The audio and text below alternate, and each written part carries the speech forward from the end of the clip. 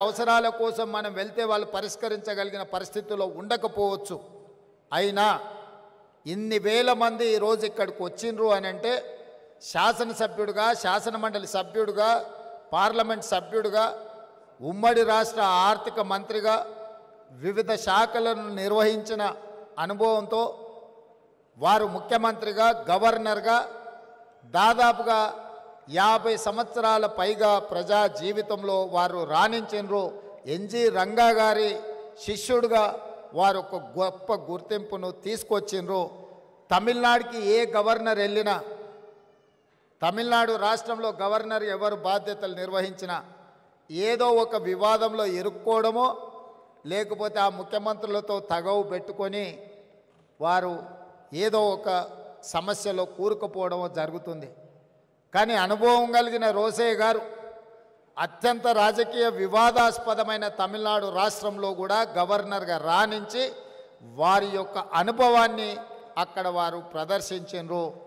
అంటే వారి స్ఫూర్తి, వారి పట్టుదల, మాటలలో వారి చతురత,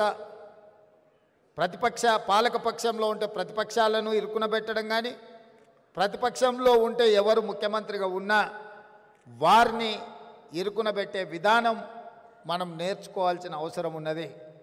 ఈరోజు ముఖ్యమంత్రిగా వారు ఆనాడు మర్రి చెన్నారెడ్డి కావచ్చు, నేదురుమల్లి జనార్దన్ రెడ్డి గారు కావచ్చు, భవనం వెంకట్రామ్ గారు కావచ్చు, అంజయ్య గారు కావచ్చు, లేదా డాక్టర్ వైఎస్ రాజశేఖర రెడ్డి గారు కావచ్చు, వాళ్ళు ప్రశాంతంగా ప్రభుత్వాన్ని నడిపి ముఖ్యమంత్రులుగా వారి అధికారాన్ని చెలాయించిందంటే సమస్యల్ని పరిష్కరించడానికి కుడిభుజంగా రోసయ్య గారు ఉన్నారు కాబట్టే వారు ప్రశాంతంగా ముఖ్యమంత్రులుగా కార్యక్రమాలను నిర్వహించారు.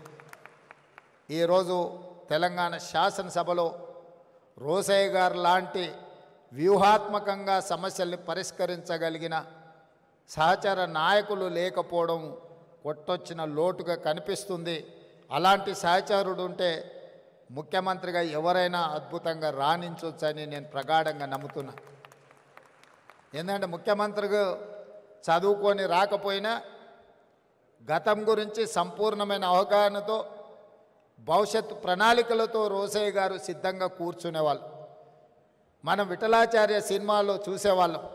అక్కడ అగ్గిబాణం వేస్తే ఇటువైపు నుంచి వానబాణం వేసి అగ్గిని ఆర్పే విధంగా ప్రతిపక్షాలు ఎంత ధీటుగా సమస్యల్ని ప్రస్తావించినా రోసయ్య గారు అంతే చతురతతో వాటిని ఎదుర్కొని ప్రభుత్వాన్ని ఎల్లవేళలా కంచె వేసి కాపాడేవాడు. అందుకే ముఖ్యమంత్రులుగా ఎవరున్నా నెంబర్ 2 పొజిషన్ పర్మనెంట్, 1 పొజిషనే మారుతూ ఉండేది. అది విజయభాస్కర్ రెడ్డి అయినా, చెన్నారెడ్డి గారైనా, అంజయ్య గారైనా, భవనం వెంకట్రామ్ అయినా, డాక్టర్ వైఎస్ రాజశేఖర రెడ్డి గారైనా, ఇలా 1 పొజిషన్లో పాత్రలు ఎప్పుడూ మారేటివి.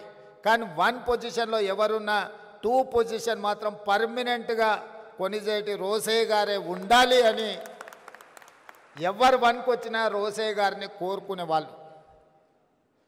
పెద్ద ఆయన ఏ రోజు కూడా 2కి వచ్చిన కాబట్టి 1లో ఉన్న వాళ్ళని జరిపి కూర్చోవాలని వారెప్పుడు తాపత్రయపడలే, తొందరపడలే.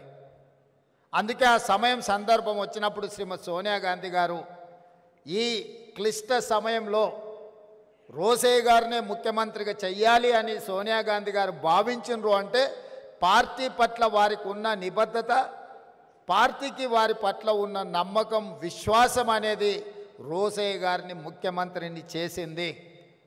నేను ఈ వేదిక మీద నుంచి ఇంకొక అంశం కూడా ప్రస్తావించదలుచుకున్నా. వారి యొక్క నిబద్ధత, వారి యొక్క క్రమశిక్షణ వారికి అన్ని హోదాలను ఇంటికి తెచ్చిపెట్టింది. ఏ రోజు కూడా నాకు తెలిసినంత వరకు రోసయ్య గారు నాకు ఈ పదవి కావాలి అని అధిష్టానాన్ని అడిగిన సందర్భం లేదు. అది మంత్రి కావచ్చు, ముఖ్యమంత్రి కావచ్చు, గవర్నర్ కావచ్చు. వారి ప్రతిభనే, వారి క్రమశిక్షణనే, వారికి పార్టీ పట్ల, నాయకత్వం పట్ల ఉన్న కమిట్మెంటే వారికి అన్ని హోదాలను తెచ్చిపెట్టింది. వారిని మనమందరం స్ఫూర్తిగా తీసుకోవాల్సిన అవసరము ఉన్నది. సభలో సమస్యల్ని వ్యూహాత్మకంగా ఎదుర్కోవాలి అని అంటే రోసయ్య గారిని గుర్తు తెచ్చుకోవాలి అని అంత బలంగా వారి ముద్ర చట్టసభల మీద వేసినరు. అలాంటి రోసయ్య గారి వర్ధంతి కార్యక్రమంలో చాలామంది మిత్రులను, ఎందుకంటే 2007 నుంచి 2014 వరకు రాష్ట్రంలో భిన్నమైన పరిస్థితులు, 2014 తర్వాత 2 రాష్ట్రాలుగా అవతరించిన తర్వాత చాలామంది మిత్రులను కలుసుకోలేకపోయినాము.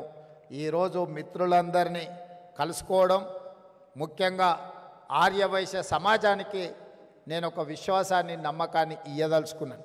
ఈ రాష్ట్రం యొక్క ఆర్థిక ఎదుగుదల మీ చేతుల్లో ఉంది. ఈ రాష్ట్రం రాణించాలి, ఈ రాష్ట్రం రాణించాలి, ఈ రాష్ట్రం అభివృద్ధి పదం వైపు నడవాలి, ఈ రాష్ట్రంలో ఆర్థికంగా బలపడాలి అని అంటే మీరే కష్టపడాలి. మీరే ఈ తెలంగాణ బ్రాండ్ అంబాసిడర్లు, ఈ తెలంగాణ ఆర్థిక రంగంలో రాణించాలి అంటే మా ఆర్యవైశ్య మిత్రులు ఇంకా 1 గంట అదనంగా పని చేయాలి.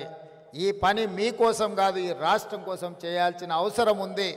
అందుకే రాష్ట్రం ఆర్థిక రంగంలో రాణించాలి అని అంటే మీ అందరూ ముందు బాగానే ఉండాలి. మీ వ్యాపారాలకు ఎలాంటి అనుమతులు కావాలన్నా ప్రభుత్వం వైపు నుంచి ఎలాంటి ఇబ్బంది లేకుండా చూసే బాధ్యత నాది. అదేవిధంగా రాజకీయాలలో కూడా ఆర్యవైశ్యులకు తప్పకుండా పార్టీ సముచితమైన స్థానం ఇస్తుంది. కోమటిరెడ్డి వెంకటరెడ్డి గారు నా చెవిలో చెప్తున్నాడు, మనము ఆర్యవైశ్య మిత్రులను ప్రభుత్వంలో కూడా భాగస్వాములను చేయాల్సిన అవసరం ఉన్నదని, తప్పకుండా మీ అందరి మనసుల్లో ఏముందో అది కోమటిరెడ్డి వెంకటరెడ్డి గారు నాకు చెప్పినరు. తప్పకుండా అధిష్టానం దృష్టికి ఈ అంశాలను నేను తీసుకువెళ్తా. అదేవిధంగా రోసయ్య గారి విగ్రహం ఉండాలి అని మిత్రులు ప్రస్తావించరు. 100% రోసయ్య గారు ఒక సందర్భంలో వారు ముఖ్యమంత్రిగా ఉన్నప్పుడు చంద్రబాబు నాయుడు గారితో కలిసి నేను వారి ఇంటికి వెళ్ళిన ఒక రిప్రజెంటేషన్ తీసుకెళ్ళి వారితో మాట్లాడుతూ ఆ రోజు తెలంగాణ ఉద్యమానికి సంబంధించిన అంశాలు ప్రస్తావనకు వచ్చినప్పుడు రోసయ్య గారు ఒక మాట చంద్రబాబు నాయుడు గారికి చెప్పారు, చూడయ్య చంద్రబాబు, నాకు చీరాలలో అక్కడ ఏమీ లేదు, 50 సంవత్సరాల క్రితం అక్కడ ఉన్నది అమ్ముకొని హైదరాబాద్కు వచ్చి అమీర్పేట్ ప్రాంతంలో ఇల్లు కట్టుకున్నా. నేను హైదరాబాదు వాడినే తప్ప నాకు ఆ రాష్ట్రమా ఈ ప్రాంతమా అని లేదు. 2 ప్రాంతాలు నాకు సమానమే. నేను